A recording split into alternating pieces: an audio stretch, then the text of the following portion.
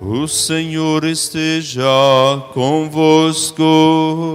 Ele está no meio de nós. Proclamação do Evangelho de Jesus Cristo segundo João. Glória a vós, Senhor. Naquele tempo, quando a multidão viu que Jesus não estava ali, nem os seus discípulos, subiram às barcas e foram à procura de Jesus em Cafarnaum. Quando o encontraram no outro lado do mar, perguntaram-lhe: Rabi, quando chegaste aqui? Jesus respondeu: em verdade eu vos digo, estás me procurando não porque vistes sinais, mas porque comestes pão e ficastes satisfeitos. Esforçai-vos não pelo alimento que se perde, mas pelo alimento que permanece até a vida eterna, e que o Filho do Homem vos dará. Pois este é quem o Pai marcou com seu selo.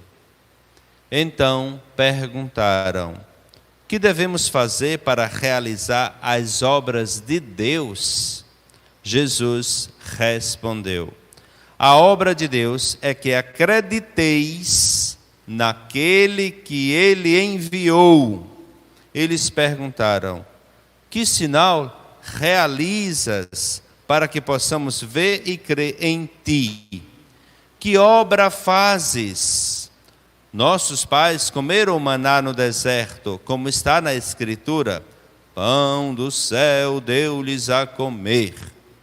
Jesus respondeu: em verdade vos digo, não foi Moisés quem vos deu o pão que veio do céu.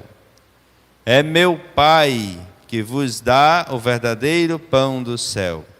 Pois o pão de Deus é aquele que desce do céu e dá vida ao mundo. Então pediram: Senhor, dá-nos sempre desse pão. Jesus lhes disse: eu sou o pão da vida. Quem vem a mim não terá mais fome, e quem crê em mim nunca mais terá sede. Palavra da salvação. Glória a vós, Senhor. Aleluia, aleluia.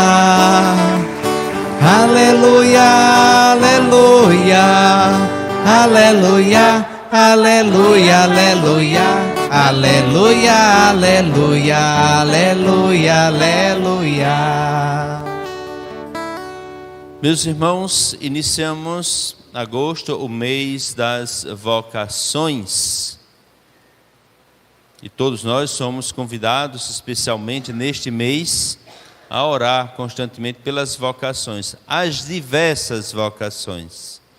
A vocação sacerdotal, a vocação religiosa, a vocação dos leigos e leigas que se consagram ao Senhor sem precisar entrar em convento ou sem precisar ser padre ou freira como tal. A vocação matrimonial, a qual a maior parte da comunidade é chamado, inclusive a viver bem o seu matrimônio. Matrimônio é uma vocação, é um chamado de Deus. Se você não é vocacionado ao matrimônio, não force a barra, porque nós temos muitos lares destruídos aí, marcados, traumatizados, porque começou quase como se fosse uma aventura, não começou com responsabilidade, com abertura aos planos de Deus na vida. Então é uma vocação. E vez por outra nós estamos vendo muita gente estragando com o seu comportamento, o seu matrimônio, a sua família, marcando, deixando marcas negativas nas pessoas. Então é não viver a vocação matrimonial. E as outras diversas vocações a serviço do reino de Deus. Imagine o homem ou a mulher que deixam de se casar para ser médico, e sendo médico, doam-se inteiramente, sabe? Vivem com muito gosto tudo aquilo que a medicina exige dele para o bem da comunidade. É vocação. Porque se não for, também tem muitos médicos aí que exercem a função medicinal apenas por dinheiro. É mercenário. Quando a gente diz assim mercenário, alguém pensa que é uma pessoa ruim, má, perversa. Não, é uma pessoa que faz as coisas só por dinheiro, pelo salário, e não propriamente visando o bem comum, o bem da sociedade, o bem das pessoas. Ele visa o bem do próprio bolso somente. A consulta é tal e ponto final. Não tem como. Mas certas situações o senhor poderia dar sua colaboração, inclusive, às vezes até para algumas comunidades, com inclusive uns descontos aí nas suas consultas. Não, estudei muito, paguei muito caro a minha universidade, não posso estar atendendo ninguém de graça, não. Existem pessoas que são assim. É má, é perversa, está exercendo a sua função pelo dinheiro que ele estabeleceu. Nós chamamos de mercenário, pessoas que fazem as coisas apenas pelo salário, e ponto final. Meus irmãos e irmãs em Cristo Jesus nosso Senhor, então lembremos-nos de começarmos bem esse mês de agosto, mês dos ventos fortes, orarmos constantemente aí pelas diversas vocações. As leituras que nos são propostas na liturgia desse 18º domingo do tempo comum. Nesses tempos difíceis, inclusive, uma das coisas que nós não queremos ter é doença, muito menos Covid-19. Está todo mundo fugindo. Quem é que quer? Ninguém. Mas existem diversas outras enfermidades. Imagine alguém que vem se tratando de um tumor e que nem precisou propriamente passar por um tratamento de radioterapia, de quimioterapia, e foi curado, às vezes até misteriosamente. Existem alguns casos assim, que a própria ciência constata. Isso nós chamamos de milagre. Como é que a pessoa tem um tumor, inclusive está até se preparando para fazer a cirurgia, e de repente esse tumor sumiu.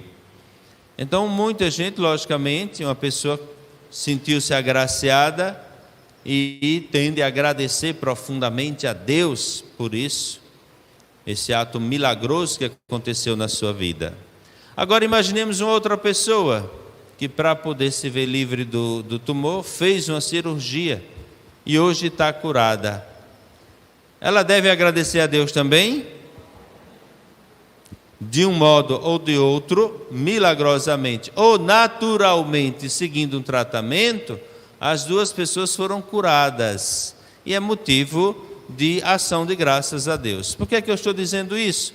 Porque às vezes nós queremos forçar a Deus no milagre a pulso, quando naturalmente as coisas podem acontecer. Afinal de contas, o homem desenvolve a sua inteligência, como nós dizíamos antes, para o bem comum. Quando se cria um remédio, visa-se o bem comum, e por isso que ele passa por vários testes. Antigamente eram vários anos. Hoje, pelo avanço da tecnologia, as coisas se adiantaram muito. Basta que nós peguemos um exemplo tão simples que quase todos nós temos dentro de casa: a panela de pressão. Antigamente você passava para cozinhar certos tipos de feijão ou de carne, às vezes algumas horinhas ali no fogo. Com a ajuda da panela de pressão, às vezes você passa alguns minutos. Então, como adiantou as coisas? Ou como as coisas foram adiantadas? Pois bem, também a nível de ciência. Então, de um modo ou de outro, nós temos geralmente que agradecer. E por que é que eu estou dizendo isso? Por causa da primeira leitura. A tendência que nós temos que ver o maná, ou manhu, que o povo de Deus não sabia nem o que é. O que é isso? Maná, né? O que é isso? Por isso ficou com o nome de maná. providência divina, num momento crítico em que Israel vivia, naturalmente apareceram codornizes, que era inclusive comum, vez por outra as aves migram de um lugar para outro. Vez por outra nós encontramos no litoral brasileiro algumas baleias que se encalharam, porque elas estão no processo migratório, saem de um lugar para outro, e muitas vezes são quilômetros e mais quilômetros. Apareceu. O que a gente diz, numa linguagem espiritual religiosa, uma leitura religiosa, o que é que você diz? Só Deus mesmo que viu a minha necessidade agora. Mas no momento que você estava mais necessitado, aquilo que você nem se lembrava mais, foi providenciado. É a mão de Deus ou não? É a mão de Deus, nas coisas naturais. O maná não foi uns pedaços de pão que caíram do céu milagrosamente. Não, arbustos, a tamargueira, que faz com que brote propriamente, quase como um alimento, quase como se fosse gotículas, ou gotículas de açúcar, doces, um alimento doce, uma fruta doce, que também tem uma semente nutritiva, altamente nutritiva, e que tornou-se, no decorrer do tempo, alimento para o povo. Imaginemos nós, em tempos de dificuldades, nas necessidades que nós temos, olha, às vezes só tem milho mesmo para fazer o alimento, então as pessoas, sobretudo as mulheres que têm muito dom para isso, desdobram-se. Então, do milho, daqueles grãos, ela consegue fazer várias coisas. Pode ser o milho cozido, pode ser o cuscuz, o milho pisado, pode ser o milho torrado, pode ser angu, canjica, pamonha, enfim, quando tem açúcar faz a pamonha doce, quando não tem vai salgada mesmo. Enfim, as pessoas vão se desdobrando conforme as suas necessidades. Então, naquele momento de crise, de dificuldade, em que o povo inclusive começa a se lamentar, Deus providencia, e providenciou alimento para aquele povo, através do bando de codornizes, das codornizes, em migração, naquele momento, através deste fruto misterioso, que nem o povo sabia o que era, inclusive se interroga, o que é isso? E Moisés, numa leitura religiosa, numa visão religiosa, pão que Deus providencia, pão e carne que Deus providencia para o povo.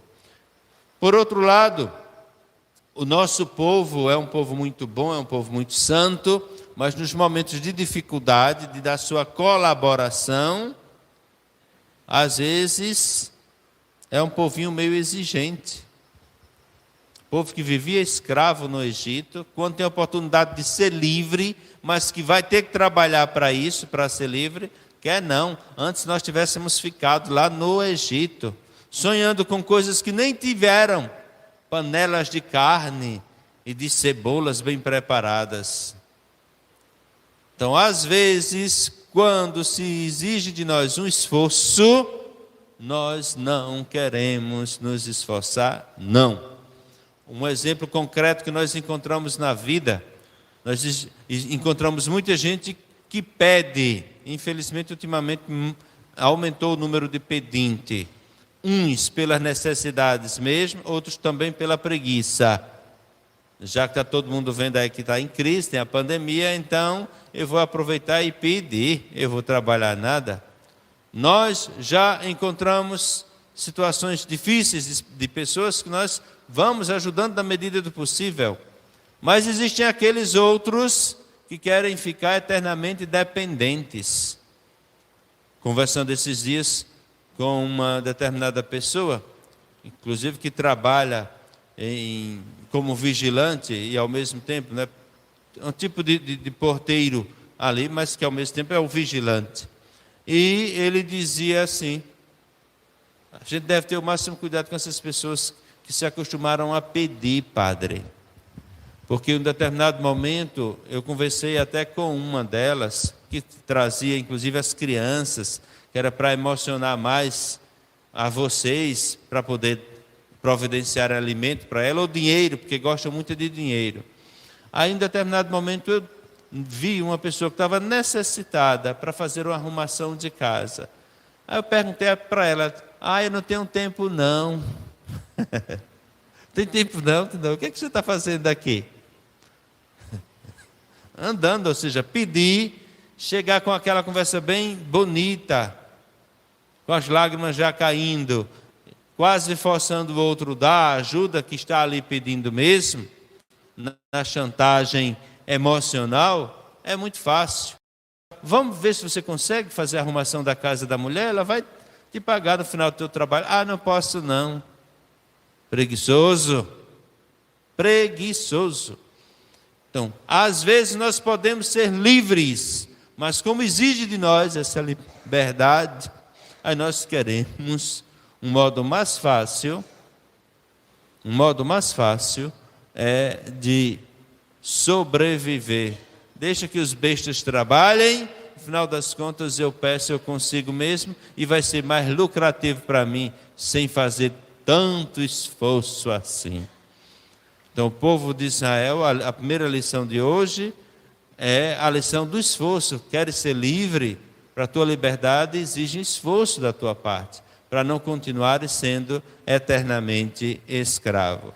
Deus providenciará. A sua providência e sua misericórdia não vai faltar, não. E por isso, Moisés também faz uma leitura da intervenção divina. Ele não nos deixa sozinhos. A segunda leitura extraída da continuação da segunda parte da carta aos Efésios são conselhos que o autor da carta, São Paulo, ele dá para a comunidade.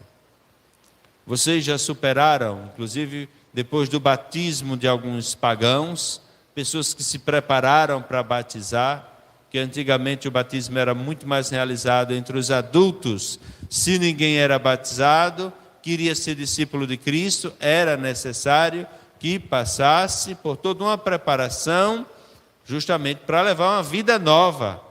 Então Paulo diz: vocês agora não podem viver como pagãos.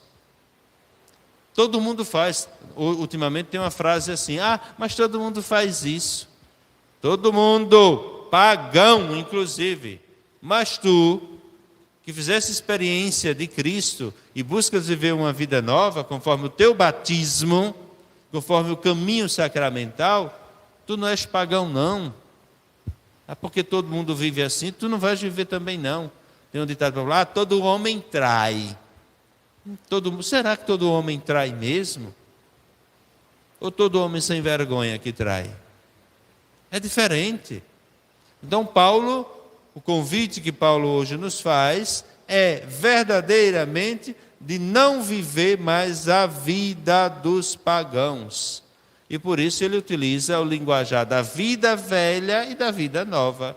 O homem velho, a mulher velha, ou seja, no passado eu era assim. Hoje, depois de tomar consciência, contato com a palavra, como é a minha vida? Verdadeiramente renovada, eu sou luz.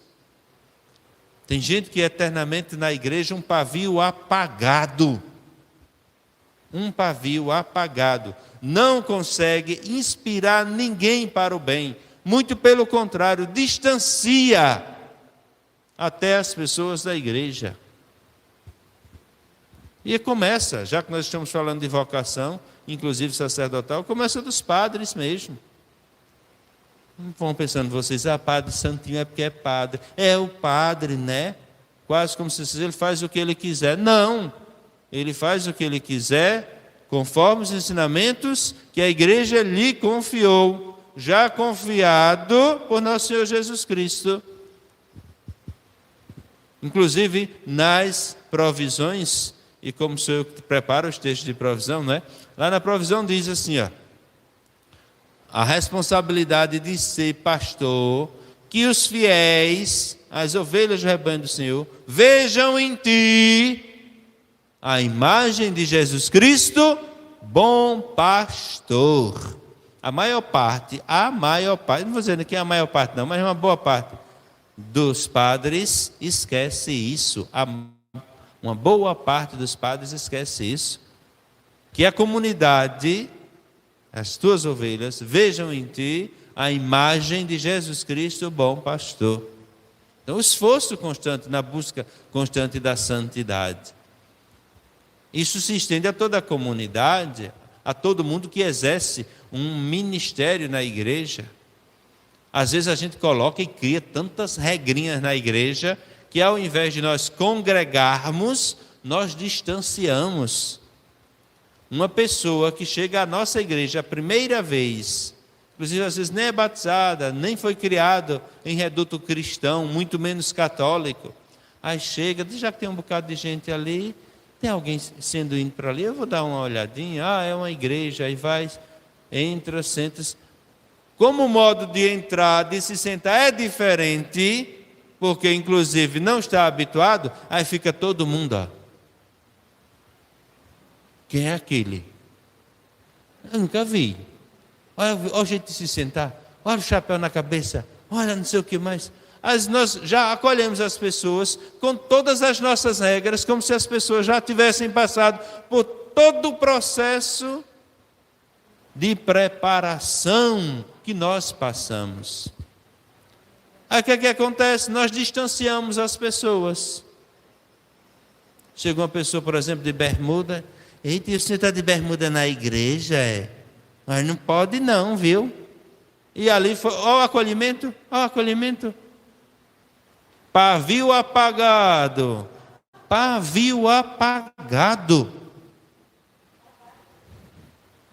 E além de apagado, botaram água. Aquele não acende. Então, nós somos verdadeiramente homens e mulheres novos. Ou nós continuamos ainda na nossa vida do passado, inclusive distanciando as pessoas da nossa própria comunidade. E olha que depois nós nos achamos os tais. Mais uma vez eu digo, a começar daqueles que guiam a igreja, para o bispo, depois na cada comunidade, os sacerdotes, os párocos, os administradores paroquiais, os vigários paroquiais. Vez por outra nós temos um bocado de sanguessuga, que não representa o amor de Deus entre nós. Então seria bom que nós aprendêssemos, porque é muito bom todo mundo ser elogiado. É feito lista de agradecimento. É um perigo. Às vezes nós esquecemos uma ou duas pessoas, no outro dia nós estamos na grelha. Me esqueceu, eu fiz tanto, eu doei tanto, eu faço tanto por aquela comunidade, me esqueceu. O padre que faz parte da organização, da festa da diocese, no final das contas o bispo esquece. Eita, mas eu trabalhei tanto, ele me encarregou, me deu tanto trabalho, nem me agradeceu. Às vezes nós somos assim, terrivelmente pobres. Nós não podemos viver vida de pagão, não. Existe em nós uma tendência muito forte, a carne existe, ninguém nega não. O próprio apóstolo Paulo vai dizer, uma grande tristeza que às vezes batia nele, profunda, era que eu não faço o bem que tanto quero fazer e acabo fazendo mal. Por quê? Existe em nós essa tendência mesmo, à carne, mas isso não nos faz com que nós encontremos sempre desculpas para dizer, eu sou assim mesmo. É nada, tu não és assim não, tu foste criado à imagem e semelhança de Deus. Usasse tanta máscara que acabasse de acobertar, de cobrir essa imagem que ninguém consegue mais vê-la. Redescobre. A vida do passado passou. Vive essa vida nova. Então, mata em ti o homem velho, a mulher velha, e deixa, de um modo especial, brotar aí a luz de Cristo. Que as pessoas se alegrem, que as pessoas tenham alegria ao te ver. Eu vejo em ti verdadeiramente uma luz que pode iluminar, ou como diz o Matutinho, alumiar os meus caminhos. Por fim, o evangelho de hoje é terrível quando nós procuramos uma pessoa só por interesse. Existem algumas pessoas que se acostumaram a isso, procurar alguém só por interesse. Isso começa na família, isso começa de casa. Eu gosto mais de fulano ou de Beltrano porque fulano tem, como o outro não tem, né? Então eu acabo esquecendo. E muitas vezes isso vai até na roda dos amigos. Na roda dos amigos, uns são mais convidados, né? Todo domingo estão lá em casa, não sei o que mais. Os outros, que às vezes se desdobram tanto, inclusive para colocar as coisas em dias, mas fulano não tem muito que me oferecer não, então eu vou convidá-lo todo domingo para estar no nosso almoço. Para quê? Convida Beltrano, Cicrano, é melhor, eles têm um pouquinho a mais para nos oferecer. Então existem algumas pessoas que procuram as outras, inclusive constituir amizades. Vocês sabem, nós temos muitos colegas e muitos conhecidos, amigos. Quem encontrou um amigo encontrou um tesouro. Então nós temos pouquíssimos amigos. Se a gente for contar numa mão só, será que eu tenho 5 amigos mesmo? Às vezes nós não temos.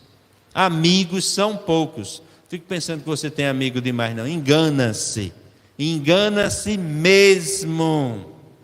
Você tem muitos conhecidos, muitos colegas, inclusive de trabalho, mas amigo já canta a música. Amigo é coisa para se guardar, e bem fechado mesmo.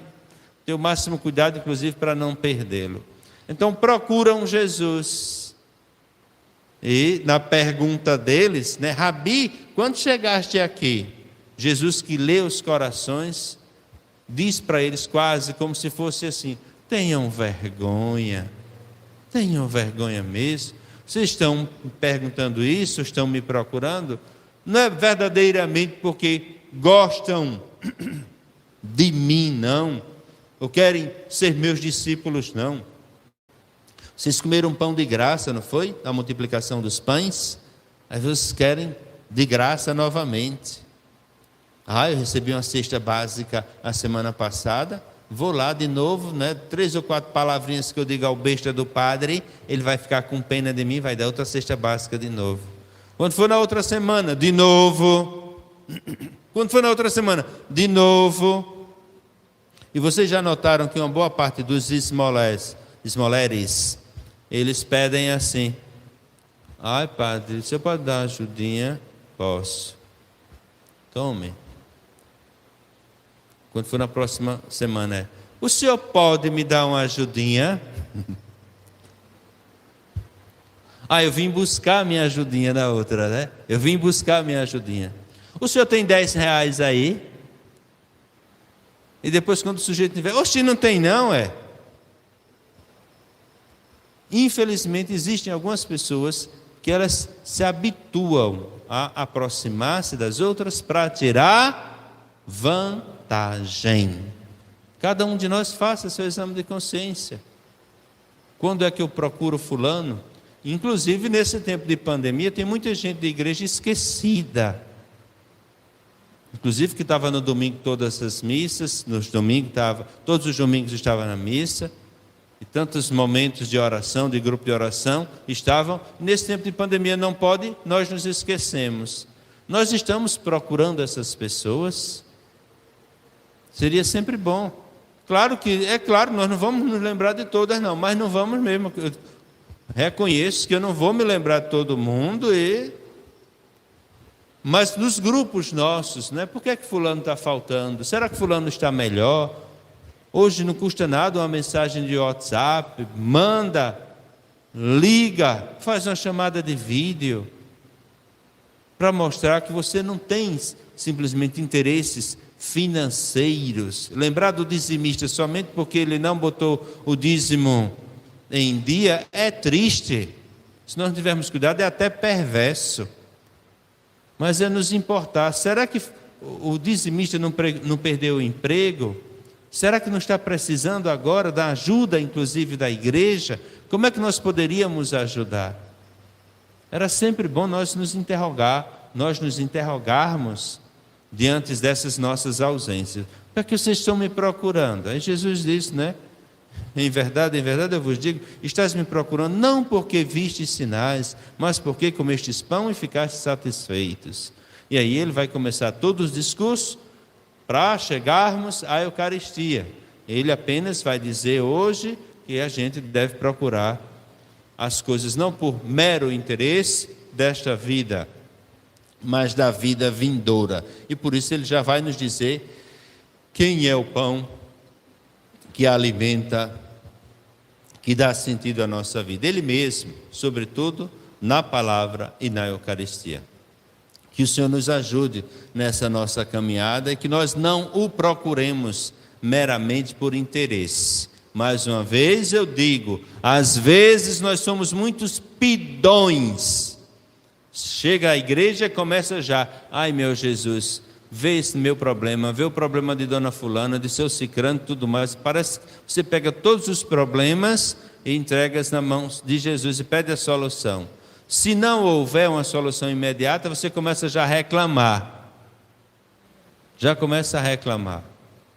Você trouxe algum agradecimento a Deus? Meu Jesus, muito obrigado, inclusive porque hoje eu estou aqui.